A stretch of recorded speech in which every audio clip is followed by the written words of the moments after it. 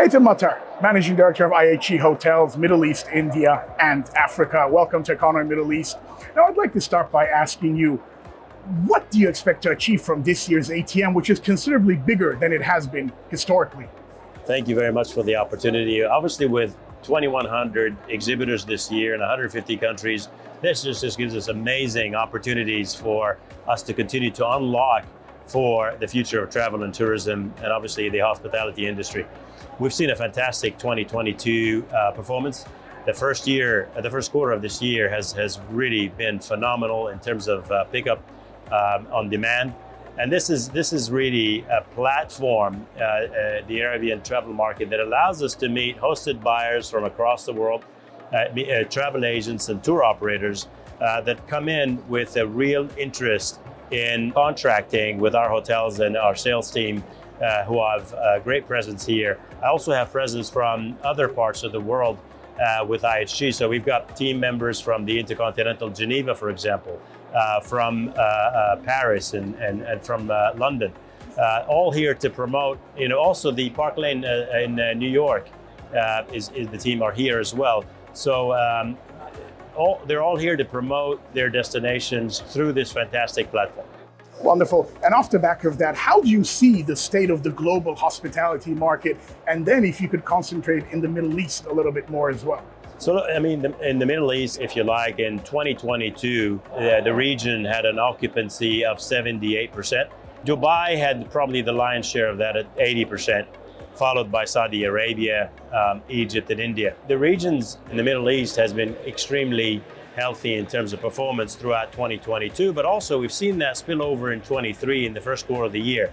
And what we're seeing today is in the next 3 months, the sort of demand for the next 3 months, the forecast is 25% business on the books versus the same time last year for the next 3 months. So demand is still there despite increase in prices, despite inflation. Demand has not slowed down. So we see a great pickup for the rest of the year. We are very much confident in closing our forecast and budget for this year. Wonderful. And any particular trends in the hospitality and travel that you'd like to share with us that has changed in the last couple of years, for example? Look, a recent study the Intercontinental brand has conducted with consumers shows that consumers are willing to spend 70% of their discretionary spend on experiences. 50% of that is on gastronomic experiences. So we're seeing a trend where people want to experience food, local, authentic food, but as well as the international key players in the markets today, where you find them in London, Paris, Dubai has become a real sort of food and beverage scene. Recently, as you might have seen, every restaurant has made its way here in Dubai. Really exciting. But also these experiences, we're also finding interest from our guests who come into the hotel and certainly look for local, authentic dishes on our menus, where our chefs have been great into incorporating those food experiences, but also seeing a huge trend towards luxury and lifestyle. People want to experience luxury lifestyle brands, especially the Kimpton restaurants and bars, which is a luxury lifestyle brand. And also our Indigo, Hotel Indigo here in Dubai, downtown Dubai, is a lifestyle brand that is bringing the neighborhood story right into the lobby, but also bringing a lot of cultural experiences, bringing art into the lobby where guests are showing a great deal of interest, and that is becoming a huge trend. Well, you mentioned luxury. So what sets IHG properties apart? I know you mentioned a few, but what sets them apart, and how do you keep on retaining that very important customer loyalty for the group? Yes, well look, luxury really differs from one person to the other. And those who seek luxury sometimes seek, the luxury, the indulgence in luxury. And sometimes, it's just the experience of luxury. It's things that you can't really put a price tag on, but they're not worth for you to be selling at a huge amount because it's an experience that you cannot price, right? So sometimes, watching the sunset from a great location or a platform is an experience, and it is luxury nowadays.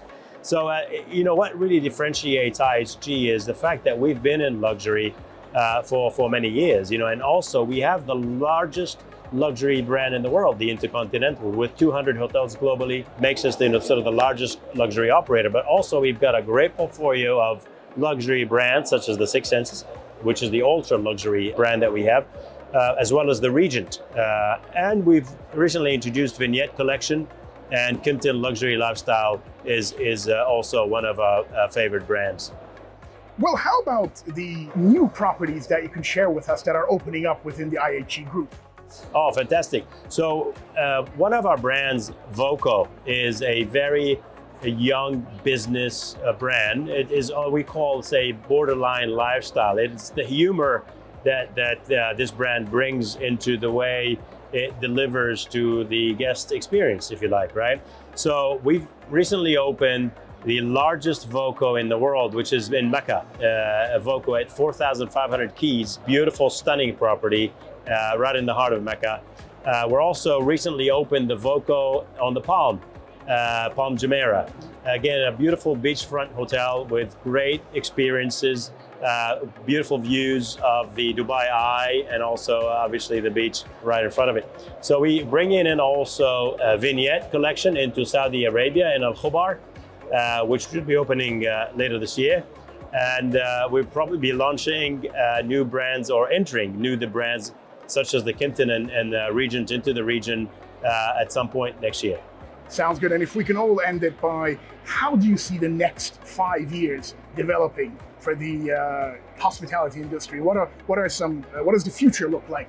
Well, look, I'm always optimistic, and I would probably want to say I need to be cautiously optimistic on this occasion, given, of course, a lot of turbulences today impact the economy as a whole, and the hospitality industry can be fragile, but at the same time, it's quite resilient. I always say, the hospitality is too big to fail, and we continue to rise after every, whether economic downturn or the pandemic or a recession, that has hit us in 2008.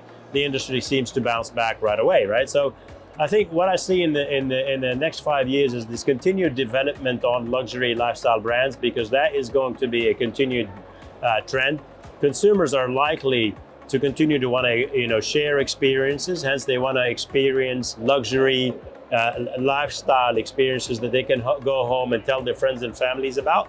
And also, the COVID has done is accelerated implementation of technology into the hospitality industry, and I think this is going to get even faster as we get into the next couple of years at least, with digital check-in, with AI getting really, AI